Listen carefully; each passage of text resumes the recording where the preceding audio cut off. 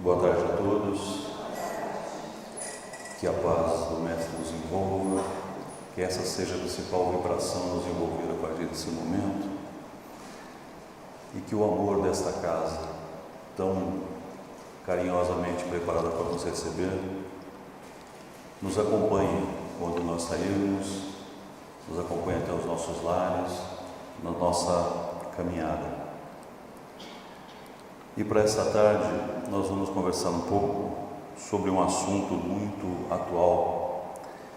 E eu queria começar conversando com vocês dizendo o seguinte: está chegando aí, dizem que está chegando aí mais uma celebração que a sociedade tanto fala. E todos se preparam de uma maneira bastante intensa para essa celebração que está chegando. Se a gente sair e for dar uma volta por aí, né, se nós entrarmos nos supermercados, em algumas lojas, a gente vai perceber que está se aproximando algum tipo de festa. Você vai nas lojas de doce, você vai achar que nós estamos chegando numa época de festa. O mundo dos negócios, né, o mundo do marketing, não nos deixa esquecer que data nós estamos para comemorar. Afinal, que data é essa que se aproxima, que tanto mexe com as pessoas nessa época? Páscoa, né? Mas se chegasse alguém e perguntasse para muitas pessoas, até para algumas crianças, fizesse essa pergunta: escuta, que data é que nós estamos chegando? O que é que nós vamos comemorar? Provavelmente a criança ou essas pessoas diriam: é a Páscoa. Mas se nós perguntássemos para essas pessoas ou para essas crianças: mas o que significa a Páscoa? Muito provavelmente a grande maioria das respostas seria: a época de comer ovo de chocolate, a época dos coelhinhos, porque é assim que nos é passado o que seja a Páscoa. Mas aí nós precisamos entender então, mas de onde que surgiu essa história que Páscoa é ovo, é coelho, né? Por que a gente tem tanto isso tão arraigado, né? Em todo lugar que a gente vai hoje se fala em Páscoa, se liga a televisão, fala em Páscoa, fala em coelho, em ovos, em promoções, em brinquedo dentro dos ovos. Então vamos entender primeiro por que a gente tem esse conceito do porquê dos ovos, porquê dos coelhos, e depois nós vamos entender o porquê e o que deve significar a Páscoa para nós. Nas culturas mais antigas, lá espalhadas pelo Mediterrâneo, pelo leste europeu e até no Oriente, o ovo era usado como presente muito comum que as pessoas davam entre eles. E nada tem a ver com a Páscoa cristã que a gente pensa hoje. E normalmente eles trocavam presentes quando havia alguma manifestação da natureza, a mudança de uma estação, então eles se presenteavam. E esses ovos eram pintados com gravuras, né? Normalmente as gravuras, os desenhos tinham a ver com a estação que chegava. Então, se a estação que chegava era primavera, os ovos eram pintados com flores, com animaizinhos, e era dado de presente para as pessoas. E lá nessa região, nessa época, se homenageavam a deusa da primavera. Era a principal comemoração que eles tinham. E essa deusa se chamava Ostera, né?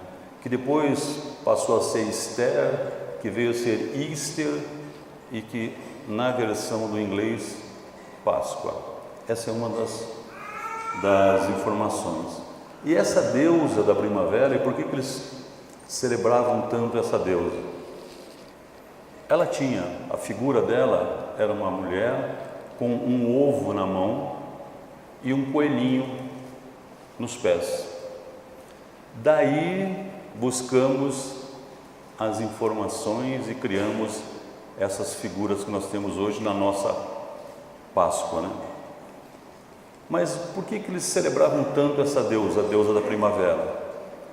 porque era o momento em que eles saíam do inverno rigoroso, da escuridão, né, do período de maior noite para maior dia, e entrava na primavera, que era quando ficava mais equilibrada a natureza florescia mais, a luz do dia era mais intensa.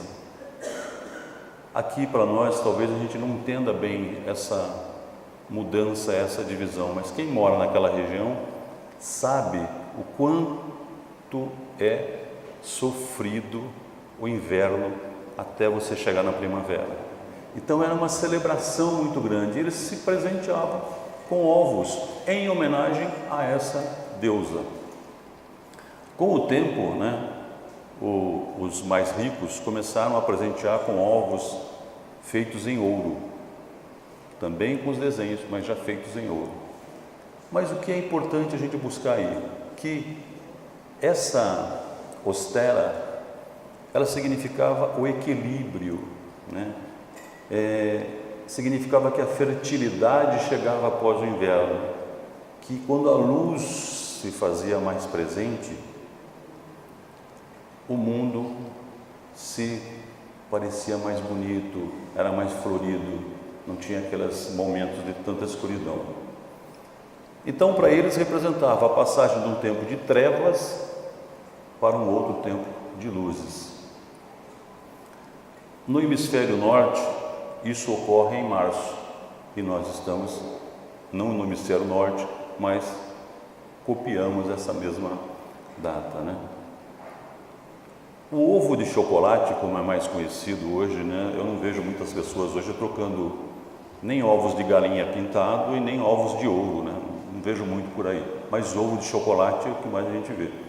Isso surgiu muito tempo depois, já no século XVIII, e surgiu na França. Os franceses tiveram a ideia de fabricar ovos de chocolate, e aí isso veio para cá.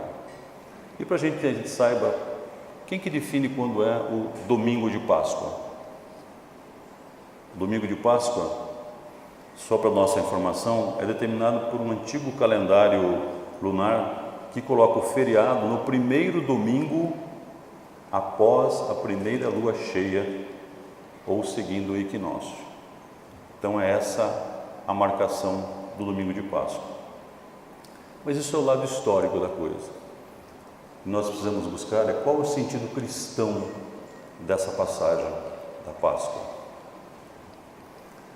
E aí nós vamos lá na época de Jesus, que hoje se liga muito à Páscoa a um termo usado pela Igreja Católica, que é da ressurreição de Jesus. E a gente vai comentar um pouquinho sobre isso também. Mas a tradição da comemoração da Páscoa, desse período, é uma tradição judaica e ela é muito anterior à chegada do Mestre. Então, quando Jesus estava aqui, eles já comemoravam essa Páscoa, e a Páscoa era uma celebração da conquista da liberdade daquele povo que era escravizado. Então eles usavam esse momento para comemorar a libertação, né? Os muitos sacrifícios que eles passaram até conseguir, o povo judeu conseguir essa libertação. E essa escravidão não foi por um período curto, foi por um período muito longo. E o que mantinha aquele povo na esperança da liberdade era a fé inabalável que um dia chegaria um Messias para libertá-los. E isso foi passado de gerações em gerações. E a gente tem que buscar um outro significado naquela época também, nessa cultura judaica. Se fala muito do cordeiro, né? Do cordeiro. O que era isso? As famílias colocavam um cordeirinho novinho dentro de casa, uma semana antes dessa celebração da Páscoa. E esse cordeiro passava a fazer parte da família, não é que ficava no quintal, passava a fazer parte. Então convivia com as crianças, convivia com todo mundo, as crianças se apegavam a ele durante esse período. Quando chegava a sexta-feira, que antecedia a Páscoa, a família toda era reunida, inclusive as crianças, e o cordeiro era sacrificado na frente de todo mundo, né? E o significado disso, né, e a gente já viu isso, eles pegavam esse sangue desse cordeiro e passavam nas portas da casa, simbolizando que por ali não passasse mais o anjo da morte. E aí vem uma outra origem da palavra Páscoa, da origem judaica, que é de Pessá, de passagem. E daí veio de Pessá, veio Páscoa também. A religião católica liga a Páscoa ao fenômeno da ressurreição de Jesus. Esse não é um entendimento espírita, né? O entendimento espírita tem outras explicações para aquele ressurgimento do Mestre após a crucificação. Mas o principal aprendizado que a gente tira disso é que ali estava simbolizando que o Espírito sobrevive ao corpo. Aí sim a gente chega no nosso entendimento espírita. E depois, se alguém quiser saber um pouco mais, não, mas como é que Jesus apareceu? Se ele é Espírito, como é que tocaram, né? Segundo os relatos, como é que tocaram nas chagas se ele era Espírito? E a doutrina tem nos seus estudos, quem se aprofundar um pouco mais no livro dos médiuns, tem todo um estudo sobre isso que explica que esse fenômeno é possível. Tem a ectoplasia, que é a condensação do ectoplasma, que é uma substância amorfa, pela influência direta de espíritos superiores. Talvez alguém já tenha visto fotos, né, que às vezes a gente vê, que aparece, né, tem um espírito no fundo. Aquela demonstração ali é uma aparição do espírito. Mas não é esse o nosso foco aqui, a gente não vai entrar nesse detalhe. Mas é muito importante a gente entender que para o espiritismo não é viável, para a ciência não é viável a ressurreição, que é o conceito de o espírito voltar naquele corpo que já se decompôs, que já está ali, né? Então esse não é o entendimento. Mas um dos entendimentos que a gente pode buscar pela doutrina é que o espírito sobrevive à carne, ao corpo. Mas vamos lá. Se a Páscoa não começou com o Mestre Jesus, como a gente já comentou, é importante a gente entender que pela passagem de Jesus aqui, todas as suas experiências, todas as suas vivências foram para nos ensinar alguma coisa. Se nós formos buscar lá no nascimento do Mestre, quando foi anunciado o nascimento dele, o Espírito, o anjo que o anunciou, diz assim: louvado seja o Senhor, né, que vai enviar para vocês a paz. E Jesus aqui, nessa vivência, depois da última ceia, e isso está relatado no Evangelho de João, diz assim para a gente: deixo-lhes a minha paz vos dou. Não dou como o mundo a dá. Não se perturbe o seu coração, nem tenham medo. Jesus sinaliza para nós o seguinte, que a paz que Ele veio nos ensinar, a paz que Ele veio nos deixar, é diferente da paz que o mundo entende, da paz que nós achamos que estamos construindo muitas vezes. Porque Kardec nos diz também que paz é a transformação moral e o nosso combate às nossas más inclinações. Então realmente não é a paz como o mundo imagina, é a nossa transformação.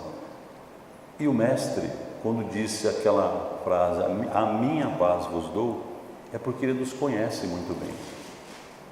Ele nos conhece no nosso mais íntimo. E mais, Ele conhece muito bem a população que habita esse orbe. Nós fomos buscar aí nos nossos estudos, Jesus é considerado o governador espiritual desse nosso planeta. E ele sabe o quanto tem de violência, o quanto tem de maldade, o quanto tem de desrespeito, o quanto tem de intolerância nesse mundo, desde a época em que ele esteve aqui encarnado. E aí é importante que a gente comente aqui nesse ponto que hoje existe uma doença no mundo que mata milhares de pessoas por dia, no mundo todo, incluindo, lógico, o nosso Brasil. E é uma doença que se alastra se nós não começarmos a nos vacinar contra ela. E é uma doença que quando nos infesta, quando nos infecta, não permite que a paz conviva conosco. E essa doença, esse vírus que nos afeta e mata tanta gente todo dia, é o vírus da intolerância. Eu sou intolerante, o mundo é intolerante. Será que eu sou intolerante? Eu sou intolerante com o outro porque o outro tem a cor da pele diferente da minha.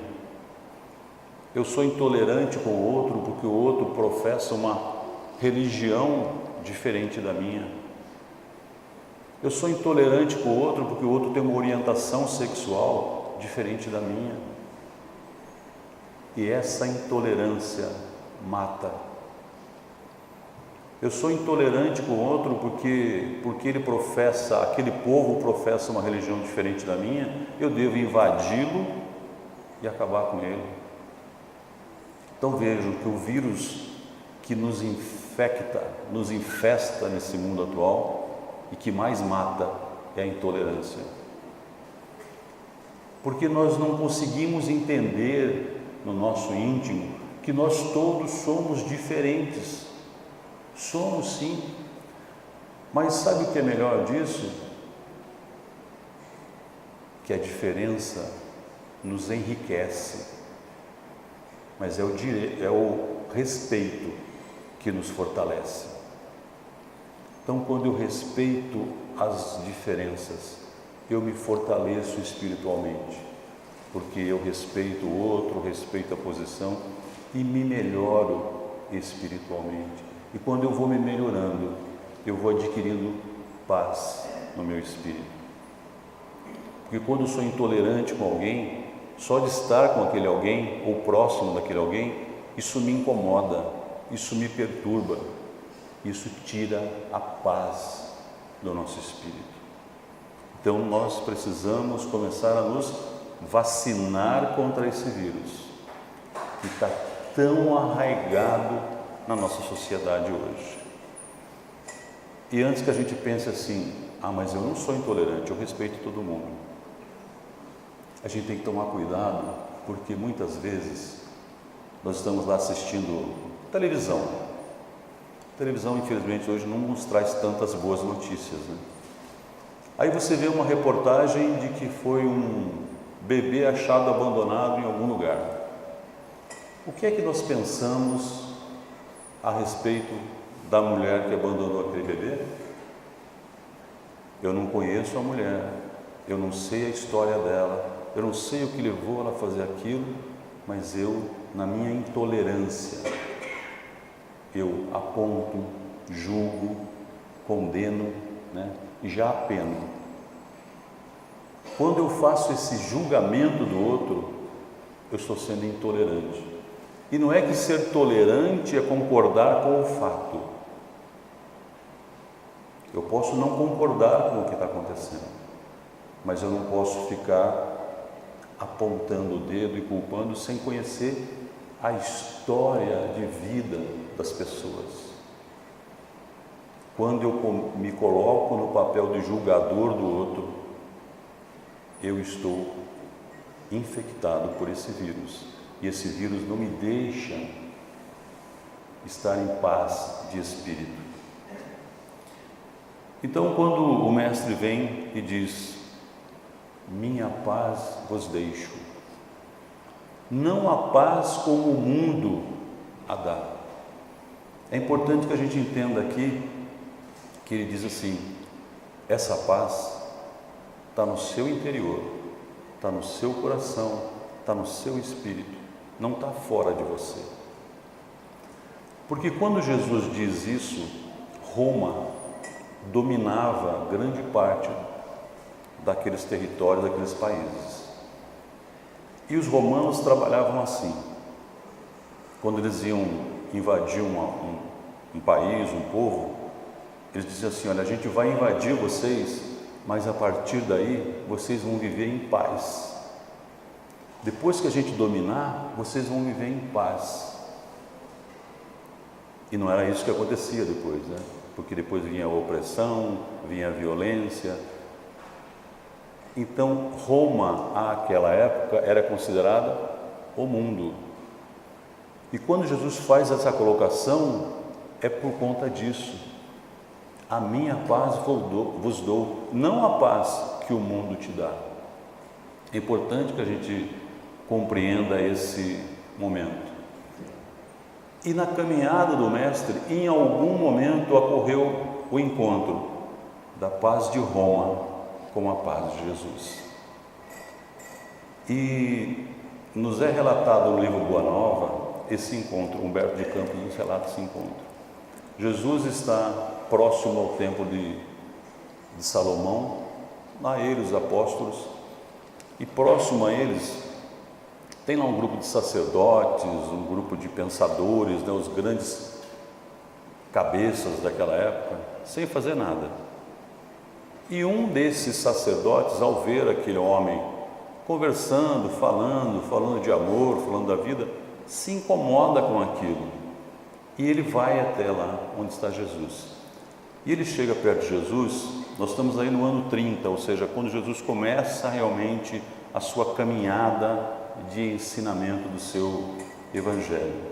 Esse sacerdote chamado Hanã, mais tarde ele era um dos juízes na condenação de Jesus. Mas o primeiro encontro da paz de Roma com a paz de Jesus ocorreu aí. E ele chega para Jesus e diz assim: ô Galileu, o que fazes aqui na cidade? E Jesus humildemente diz: eu passo por Jerusalém buscando a fundação do reino de Deus. Imagina, aquele homem, né, um sacerdote conhecedor, um galileu, vem falar isso para ele, ele sentiu. Aí ele, de maneira bastante sarcástica, diz assim: reino de Deus? E o que você pensa ser o reino de Deus? E Jesus diz assim: o reino de Deus é a obra divina no coração dos homens. E o sacerdote diz: obra divina nas tuas mãos, Galileu. E continua, né, ironicamente falando com o mestre, diz assim: com quem você conta para ir avante nessa difícil tarefa, né? Quem são seus seguidores que vão te ajudar a implantar esse reino? E Jesus diz: meus companheiros vão chegar de todos os lugares. E aí o Hanã diz assim: ah, sim, os ignorantes e os tolos estão por toda parte da terra. Você se propõe a realizar uma obra divina. Por acaso você já viu alguma estátua perfeita, modelada com fragmentos de lama? Olha a soberba, né, desse sacerdote para falar com ele. E Jesus diz o seguinte, humildemente assim: sacerdote, nenhum mármore existe mais puro e mais formoso do que o sentimento, e nenhum cinzel é superior ao da boa vontade. E aquilo começou a incomodar muito aquele sacerdote. E aí ele vai buscar para saber se Jesus sabe mais alguma coisa, e diz assim: por acaso tu conheces Roma ou Atenas? Roma era o centro do poder e Atenas era o centro do conhecimento dos grandes pensadores. Jesus diz a ele: eu conheço o amor e a verdade. E ele diz então, mas você tem ciência dos códigos da corte provincial? Você tem conhecimento das leis do templo? Sempre questionando, e Jesus diz, eu só sei qual é a vontade do meu Pai que está nos céus. E eu estou aqui para implantar o reino de Deus no coração dos homens. Esse sacerdote ficou tão revoltado que virou as costas e foi embora. E por conta disso, quando ele entra, e ele é um dos julgadores de Jesus, ele é implacável com o Mestre. Então, nesse momento, minhas irmãs e meus irmãos, se encontrava a paz de Roma, a paz do mundo, com a paz de Jesus. E a paz do mundo, como Roma a entendia, era representada pela arrogância, pela prepotência, pelo poder de subjugar o outro. A paz de Jesus trazia o amor, a compreensão, o respeito, a tolerância pelo próximo. Então o Mestre nesse ponto diz assim, a paz começa de dentro para fora, nunca é de fora para dentro. Se eu quero ver a paz reinando no mundo, como o Mestre a deixou, nesse reino que ele veio implantar, eu preciso fazer com que a paz nasça dentro do meu espírito. E é a partir daí que ela se expanda para todos aqueles que convivem comigo. E isso acontece como? O que é que eu vou ter que fazer para que essa paz realmente se instale? Muito certamente eu terei que fazer muitos sacrifícios, no mesmo sentido daquele sacrifício do cordeiro. Eu vou ter que arrancar muita coisa dentro de mim. Eu vou ter que acabar com muita coisa, muito sentimento dentro de mim, que me impede de expandir a paz que Jesus deixou.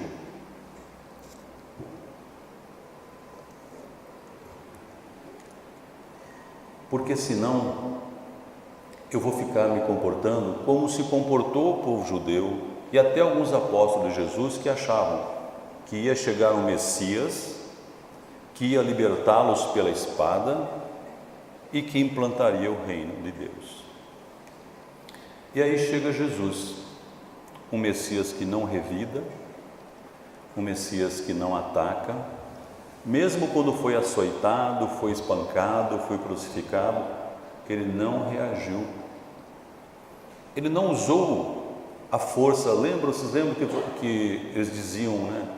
Ô Messias, se tu és o Filho de Deus, chama aí os seus anjos, né, para vir te libertar.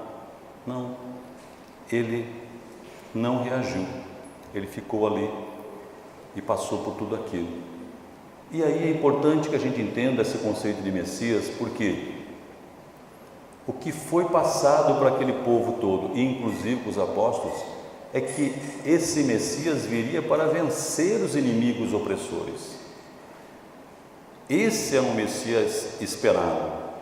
Eles não esperavam um Messias pacífico, amoroso, que vinha falar de amar ao próximo, amar o inimigo, vinha falar de paz.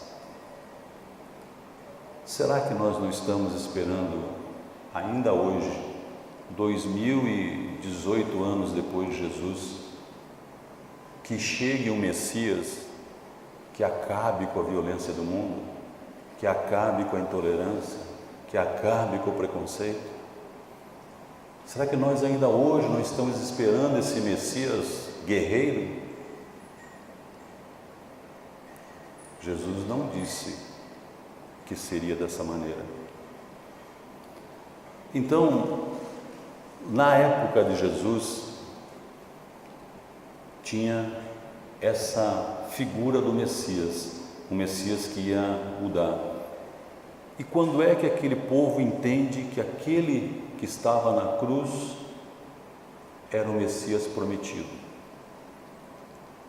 Vocês vão lembrar que tem uma das 7 frases que Jesus diz na cruz, que ele diz assim: Eli, Eli, lama sabachthani, ou seja, Deus, meu Deus, por que me abandonaste? E nós, em nossa visão, nós entendemos assim: nossa, Jesus desistiu, né? Jesus se revoltou com Deus porque abandonou. Mas as pessoas que estavam ali no entorno entendiam que naquele momento Jesus declamava o Salmo 22. E o Salmo 22 é um dos salmos que eram considerados salmos messiânicos. Eram salmos que anunciavam a chegada do Messias. Os salmos são 150. Mas o 22 é um dos considerados salmos messiânicos. E quando ele diz aquilo, as pessoas que estão ali entendem que aquele que está crucificado, aquele que está por partir, era o Messias esperado. Ele não veio para mudar o mundo, ele veio para mudar o nosso coração, o nosso espírito. Então, nessa conquista e nessa mudança, é aí que eu quero que a gente busque o sentido da Páscoa, como uma passagem nossa, como uma mudança dos nossos sentimentos. E para isso talvez eu tenha que sacrificar um pouquinho do meu orgulho, sacrificar um pouquinho do meu egoísmo, da minha vaidade, para entender essa paz que Jesus veio deixar e que se implantasse dentro de nós. As nossas relações hoje com os nossos entes queridos, com as pessoas que estão próximas, são sempre pautadas pelo amor? Para a gente pensar como é que a gente trabalha isso. Esse é o sentimento que nos aproxima das pessoas. Quando a gente ouve Jesus dizer assim: ama a teu próximo. Quem é o meu próximo? E amar o próximo necessita de uma coisa: mais do que ser o próximo, você tem que estar perto, você tem que estar presente na vida do outro. Quantas pessoas estão próximas e eu não tenho nenhum sentimento de amor por ela? Quantas pessoas estão distantes e eu me sinto sempre ligado pelo amor com ela? Quantas pessoas já passaram pela nossa vida nessa encarnação, partiram do plano espiritual, e quando eu trago ela no meu pensamento, é como se ela estivesse naquele momento comigo. Então, quando Jesus pede amar ao próximo, eu preciso estar presente na vida do outro para amar o próximo. Eu não posso só ser, eu tenho que estar presente. Então vamos buscar entender o seguinte: se nós batalhamos tanto para conquistar a paz de Roma, ou será que nós batalhamos tanto no nosso dia a dia para conquistar a paz de Jesus? Porque o que é conquistar a paz de Roma? É quando eu trabalho que eu quero comprar mais, eu quero juntar mais, eu quero ter mais, né? Mas para quê? Ah não, mas eu quero ter mais porque eu quero deixar herança. Porque se eu deixar herança para os meus entes queridos, eu vou estar em paz. Sinto dizer se alguém pensa assim. Não é essa. Essa é a paz de Roma, que prometia vantagens materiais. Quantas pessoas pensam assim, desencarnam e pensam: bom, agora eu deixei meus filhos todos com a minha herança e eu vou descansar em paz. E aí aqueles que ficaram se matam, brigam, discutem, se separam por conta daquela herança. E aquele espírito que está no plano espiritual vai ficar recebendo toda essa vibração negativa. E ele vai olhar e dizer: por que eu acreditei nessa história que quando a gente desencarna a gente vai descansar em paz? Vai, se você construiu aqui laços de amor. Porque era com essa materialidade que Roma iludia aqueles que seriam conquistados. O mundo que a gente vive hoje nos chama muito, para essa materialidade. Lembro lá no começo que eu falei assim: se você entra no supermercado hoje, o que mais você vê é ovo de Páscoa para todo lado. E você entra com aquela convicção assim: nessa Páscoa eu não vou comer chocolate.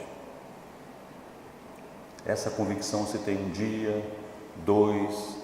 Na primeira promoção que tiver uma coisa vermelha, sua convicção já muda um pouquinho, mas talvez está mais barato, Mas por que você decidiu isso? Porque isso vai fazer bem para você?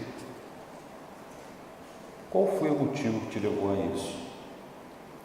Então, se eu não encontrar e não deixar que a paz do Cristo nasça em mim, eu não vou conquistar a paz trabalhando pela paz de Roma. A Páscoa traz esse sentido de passagem, de mudança, do sacrifício mesmo, do sacrifício do meu apego à materialidade. E a gente muitas vezes pensa assim: eu vou ganhar mais e mais e mais dinheiro, porque aí eu coloco no banco e vou viver em paz. Vive em paz, tendo um mundo de dinheiro. Algumas pessoas pensam, mas isso é a paz de Roma.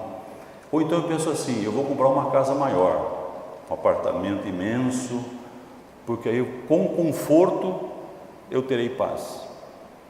Tem paz? Fica desesperado porque tem que aumentar a segurança, porque todo mundo está olhando, quem vem na sua... Cadê a paz do Cristo? Você está construindo a paz de Roma.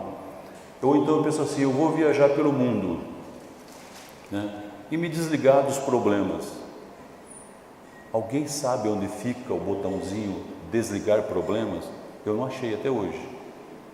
Não adianta você viajar pelo mundo: vou me desligar dos problemas e vou ter paz. Essa é a paz de Roma, não é a paz do Cristo, não é a paz de Jesus. Eu vou comprar mais roupas, porque tem gente que quando não está bem, o que tranquiliza é um cartão no shopping, Vou comprar mais roupa, vou comprar mais sapato, vou comprar, porque isso me acalma. Acalma o quê?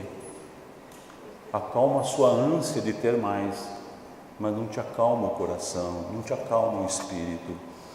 A gente trabalha muito pela paz de Roma. E nós temos um exemplo no Evangelho, que é a história de Saulo, do nosso querido Paulo de Tarso. Vejam, o Saulo tinha poder, o Saulo tinha dinheiro, o Saulo tinha reconhecimento, o Saulo era destacado, o Saulo tinha a mulher que ele queria, mas o Saulo não tinha paz. E ele só encontrou a paz naquele encontro com Jesus, no caminho de Damasco, quando ele caiu do cavalo. A partir dali, o dinheiro, o poder, a vaidade, o reconhecimento social, nada disso importava para aquele que sacrificou tudo isso e nasceu Paulo de Tarso. Que a partir daquele momento do encontro com Jesus, passa a espalhar o amor e espalhar a paz por onde anda. Nós estamos num mundo de tecnologia super avançado, A gente tem muita coisa nova todo dia, mas as doenças que mais afetam as pessoas no mundo hoje é a depressão, é a ansiedade. São as duas doenças que mais afetam e trazem consequências trágicas. Vou dar um exemplo para vocês. O número de suicídios nos países mais ricos está praticamente dobrando a cada 5 anos, dobrando. Nos Estados Unidos, de 2007 até 2015, deu aí 8 anos, quase que triplicou o número de suicídios entre jovens de 15 e 19 anos. Esses jovens têm tudo que a paz de Roma oferece. Tem o melhor smartphone, viajam pelo mundo inteiro, falam sei lá quantos idiomas, mas não tem a paz do Cristo, não tem a paz que Ele nos deixou. No encontro de Paulo com Jesus, a partir dali, o que ele ganhou na vida dele foi paz. Então esse nosso encontro com Jesus é pessoal, é individual. Eu preciso querer que esse Mestre venha e toque o meu coração, toque a minha vida. E como é que ele faz isso? Com os ensinamentos que ele deixou do Evangelho, que nos mostra como é que nós podemos mudar muitos dos nossos sentimentos, sacrificar muitos sentimentos que não nos deixam ter paz de espírito. Então eu quero que a gente entenda, que a gente busque compreender o sentido da Páscoa. O sentido da Páscoa é paz. É paz interior, é paz de espírito. É aquela paz que me conduz a um estado que eu continuo trabalhando pelo amor ao próximo, eu continuo trabalhando para espalhar o bem, mesmo num mundo com todas essas notícias que a gente vê aí. A Páscoa deve trazer paz para os nossos corações. Então é importante que nessa Páscoa que se aproxima, a gente tenha sim uma visão cristã da Páscoa, mas a visão cristã daquele Mestre que veio nos ensinar como viver a paz que Ele nos deixou. Que a nossa vivência nesta encarnação nos permita construir essa paz que o Mestre ensinou. Que o doce da Páscoa esteja em darmos e recebermos amor dos nossos entes queridos, das pessoas que convivem conosco. É importante que a gente celebre a Páscoa, mas que ela esteja repleta de paz. Celebre um momento de mudança da minha vida, do meu sentimento, que eu realize os novos sonhos que eu tenho para a minha vida com muito amor, que eu alimente a esperança que novos tempos estão vindo, que eu estou num planeta que está se transformando, que é um planeta que vai ter mais luz, mais amor e muito mais paz.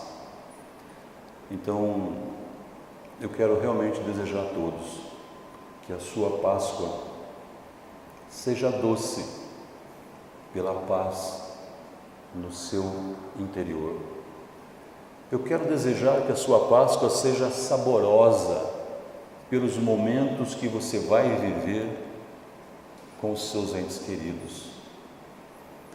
Que essa sua Páscoa seja de paz plena, porque seu espírito tornou-se a moradia do Mestre Jesus.